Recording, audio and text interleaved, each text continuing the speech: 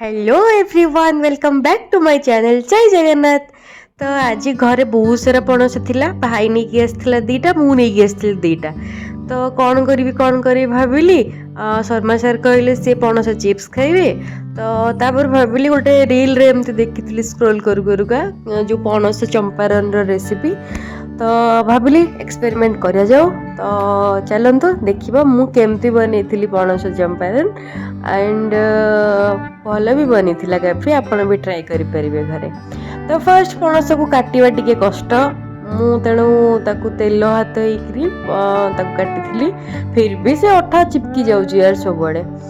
तो से जहाँ हो छाड़ी से काम सब सरला कटा बटा कर बहुत भल भाव हलदी पानी पकई धोई ने कहीं से कला पड़ोनी।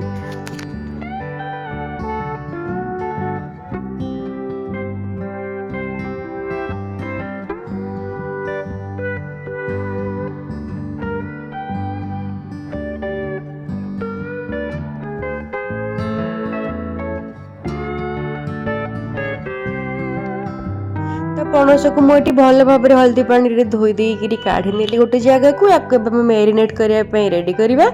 तो मैरिनेट मुझे ऐड कर पियाज 5 ରୁ 7टा पियाज नहीं बड़ बड़ आउ देन किसी टमाटो देन एथरे आपण कौन भी मटन वाला मसला ऐड करेंगे मटन मसला ही ऐड करेंगे बट माने फ्लेवर भल आसवाई। देन आमर जीरा पाउडर आज यूजुअल धनिया पाउडर स्वाद अनुसार लुण गरम मसला देन ये गोटा रसुण यहाँ हूँ मेन जिनस गोटा रसुण 2-3टा ऐड करेंगे। देन सोरिष तेल आउ ता संगे अदा रसुण पेस्ट थिला बाकी गोटा रसुण तो नहीं आमे आपन जदि कलर करने चाहिए देन किसी फूड कलर ऐड करेंगे आउ कर सारिकी घोड़े आधा घंटा खंडे छाड़देवे।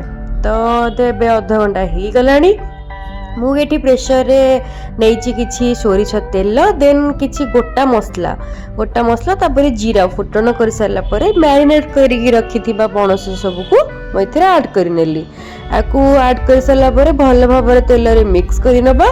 देन आ किसी कम नहीं पानी जमा भी देबेनी बस एतिक ही आपण कभर कर नबा प्रेशर कुकर को कभर करके मु 2टा हुइसिल आसवा छाड़ देथिली।